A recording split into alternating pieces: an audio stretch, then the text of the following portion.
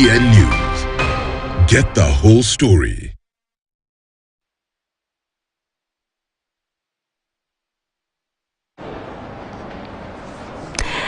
And welcome back to News Center. We dissect the Global Hunger Index Report 2022 that places Kenya at a very bad place, 94. And of course, this has been termed as a very serious position as a country. And that is what we are looking at. What can be done to build a resilient food systems in the country? Welcome back to the program. Maybe I get straight to you, Maureen. We talked about community engagement. And Honorable Wario was saying that we are doing much of talking without implementation of what should be done. So how best can we engage communities to again build resilience? And on top of that, do you think there's enough awareness? Because most of these, especially SO counties, have people living there know that they can only be importers of food but not producers of food. So is there enough awareness on how best they can utilize what they have? And number two, how best can the government and other stakeholders engage communities in building resilience? Excellent question, Purity. Yeah. This brings to mind one of the programs that we are implementing as Concern Worldwide on flood resilience. And the approach that we took to come to developing strategies was work with the community through a process to find out what are the issues and how do they want them solved. I know most of us in development, and I'm sure even government, will always talk about conversing with the community and then forming programs to implement from that point of view. But most of the time we just go and, we have the information, we get the information from a secondary data source. But on this one, it took almost 8 months of finding that information and working with communities to identify priorities on what to solve in terms of flood resilience. And communities were saying, we would like for us to focus on two things. A lot of times the government will say people should move from low-lying areas to go where? This is where I was born, this is my family, this is my culture, this is everything to me, right? Communities are saying, no, we don't need to move. We need to prioritize on building structures to ensure that water is managed and then it doesn't have to spill over to our lands. Yeah. Yes, and then they're saying, next thing, we need to do our own small farms. So this is what needs to be happening for all of how we do things. It means a lot of times we are saying it is community informed, but it's not. This is an approach that actually is working. And it gets buy-in from the community. So what I'm saying is the knowledge and technical capacities around what should be done remains with the technocrats. A conversation I was having with Professor this morning, that we have all this information, but then we keep it at the level of NGOs and the technical people and at the UN, at the government, but then it doesn't trickle down to the community. We need to work with community. Like in the approach we have in Concern, we have something we use, a tool we use, community conversation, where we bring the information that we have, and then the community bring the information. Assumption is made a lot of times that communities don't have value in terms of the information. The indigenous knowledge is very important, much like what Professor is saying about indigenous foods. So they bring in additions to what we are trying to support in terms of the information we are getting from the technical people. The other thing that needs to happen is partnerships. Even with the community, we partner to find a solution. They sit there, they feel the pain. The wearer of the shoe knows where it pinches most. We need to partner with community. We need to partner with private sector. There's something that private sector is doing that keeps them in the business, right? We need to bring them into the conversation. For instance, what the government is proposing, the national government is proposing to privatize, go into public-private partnership to do farming in Galana Kulalo. That is something that we can also bring other partners, people who have been in this conversation, working, for instance, in ASAL areas. We've done programs that has transformed small households into food, nutrition value food at that level. Bring in NGO, WHH and Concern Worldwide are actually interested in this conversation around public-private partnership. So it's not just one party to be brought into the conversation. And then the other thing is the issue of adaptation. When you're talking about adaptation at our context with this climate change, we mean we want families to be able to diversify their income, isn't it? Be it food only and as well as income. And that's small farm for me with my vegetables for nutrition, and a little bit of, for asal context, a little bit of fodder for the goat that stays at home with the mama. That it's useful for the milk that helps the under 5 children, pregnant and lactating mothers, bringing in the nutrition balance for that bit.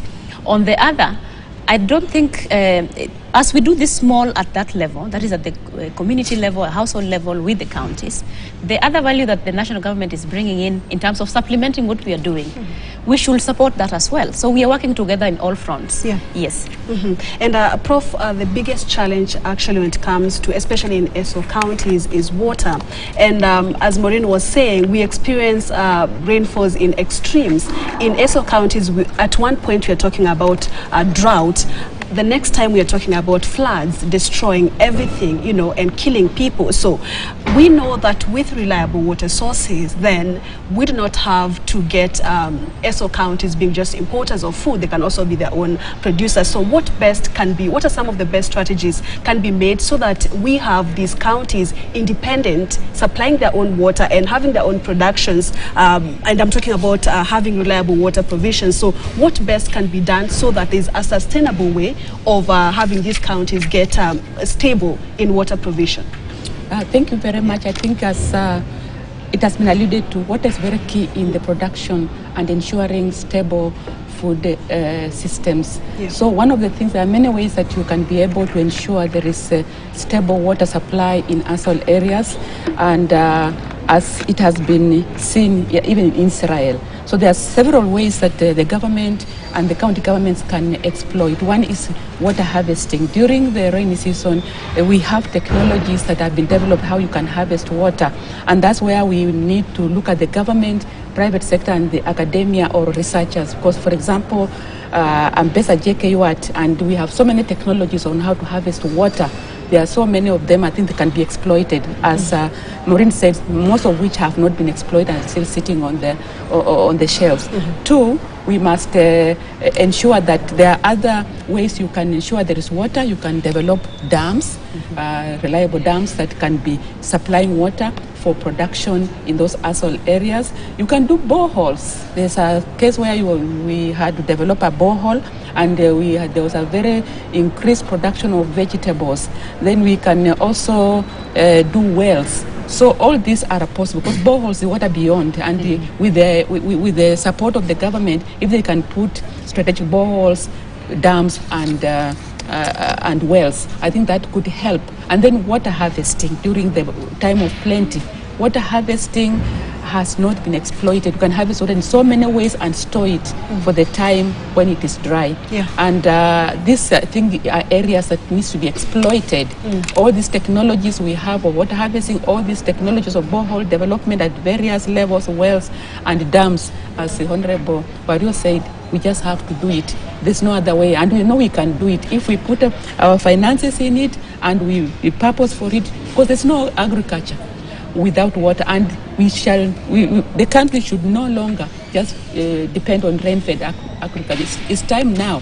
We even have policies in place that are supporting irrigated agriculture. Why can't we put it in place? Why can't we do it, set it as all areas, and ensure there is production from those areas? Yeah, and Honorable Wario, allow me to welcome your remarks on the impact of insecurity, especially in the north. These are counties that are affected by drought and facing severe hunger. So what is the contribution of the ongoing insecurity to it? And as I welcome your winding remarks. Yeah.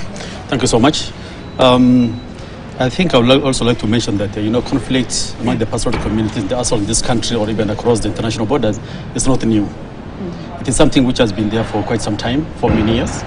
And I think it's really there because, the government has not been really strategic in really addressing this problem. The government always give, lip service, and, they have also militarized, peace building in the communities. So the government, let's say, just look at what's happening now in West Pokot. Government deploys, security, and then when people just hide whatever they have, they just withdraw. without taking, you know, what are the root causes of this conflict in the assaults, and know that, you know, with the climate change, conflicts will, you know, will escalate further. So looking at the problems we are having now is so many people have lost their livestock. So many families, so many people. Herders are back at home. Imagine, and these herders are armed. What's going to happen if the rains come in April? They have to look for a way of survival. So basically, I think a lot needs to be done. Some families or some people have also been, you know, affected mentally. So there's a lot to be done in terms of, you know, psychological counseling for these herders, and strategies need to be put in place before conflicts in the Asal counties really escalate. Because otherwise, with the losses, with people having no alternative, conflicts will still increase. So basically, I think government needs to be strategic, and they should not militarize peace building in this country, especially in the Asal counties. And the attitude must change. You know, the security in this country should know that, you know, kawaida yao. It is normal. It's abnormal. People kill, you know, and then you are telling them that it's normal in the assaults. So basically, there's a lot that needs to be done. It's not normal. Losing, you know, a life is very painful, but, you know, people are armed. Now they have no food, they have no livelihood, they have lost their entire generational wealth. So basically, the situation is really dire. It's the right time, you know, councillors in the government needs to deploy councillors in those regions. We're expecting rain. Big dams needs to be done now, and people needs to be trained. They need to be put into camps so that, you know, people are given alternative. Yeah. All right. Thank you, sir, for that. And let's talk about the recovery. As I welcome your remarks, especially on what Concern Worldwide is doing, the impact is already being felt. Before we even talk about partnership, how do we recover from where we are, even as a country, the position that we are at 94. How do we move up? Okay. Thank you, Purity. I think looking at the kind of the numbers that have been given by the government, the projection is we are having about 4.5 million people needing humanitarian assistance. And that means about 1 million children who are malnourished. What Concern is doing at the moment is to try, and we are providing humanitarian assistance through cash programs, but we are doing an integrated program approach where we are doing cash for the communities to be able to buy food. We are doing direct nutrition intervention, because you see the numbers of children that are affected. Our programming largely is in nutrition, and health is looking at under 5 children and pregnant and lactating mothers nutrition. So that is an element that we are looking at. The other bit that we are trying to do, because it's not just about now, if you look at that number, Concern's focus is on people living in conditions of extreme poverty. Now, our projection has been given that largely the communities living in Asal areas have lost about 60% of their livestock, the source of their income and their livelihoods. That means that we are also thinking about recovery. So we have programs around climate smart agriculture and diversifying livelihoods, both on farm and off farm, for the communities that we work with in Turkana, Marsabit, Isiolo, and Tana River. As part of looking at not just now, as we do this emergency, we are looking at when we move from emergency, you are not going to have anything. What happens then? So we are also looking at the recovery by trying to support those kinds of programs. The other thing is about water, because without water, you're not able to do this, you're not able to do anything technically, because water is life. So some of the interventions we've undertaken around water is reclaiming boreholes that are not functioning, working with communities to find ways of managing the resource that they have around water, because sometimes, you know, the local management doesn't work, and then everything falls apart, and it's a small thing that can be fixed. So working with communities at that level to ensure that there's continuous flow of water at those levels. And finally, on adaptation, we are trying to do programs that are looking at beyond after everything, as when we get rain, where we'll be at. Yes. Okay, thank you so much. Prof, your final remarks, please. Yes. Okay, thank you very much. I'm here to encourage all of us to play our part in a food systems approach, because all of us have to play a part. As WHH, we have used multifaceted approach. We've looked at water. We are looking at livelihood and livelihoods and resilience, education. We are building schools and bringing agriculture into schools, primary schools and secondary schools, food, nutrition, security, and even civil society and accountability. And in our approaches, we approach depending on the need. If there is humanitarian, we do it. If they're building resilient food systems, we do it. And all I want to urge is that we need to work together as partners, and I'm very happy that during the launch of this Global Hunger Index on 10th, the Chief Secretary was there and many government officials were there, and I think we need to work with the government, all of us, and even international NGOs and even the civil society. We must play a part, but the government must take a lead, and I'm sure that if we work together, we shall be able to overcome the global hunger and Kenyan issue, and also the next one, we hope the 2023 Global Hunger Index will have improved. Thank you so much, and that brings us to the end of the show. We've been speaking with Professor Mary Abukutsa Onyango, who is the Chair, Board of Directors, Deputy, and also the Deputy Vice Chancellor, Research, Production and Extension at JKUAT. We've also been speaking with Honorable Wario Oguyo, Member of Parliament, North Hall constituency, and finally, we've also been having Maureen Atieno Ndirango, Senior Manager, Governance and Advocacy Concerned Worldwide. Thank you. We do appreciate your time. All right, and that's the end of News Center this Monday morning. Many thanks for watching. My name is Purity Musianzuki. Keep watching KTN News.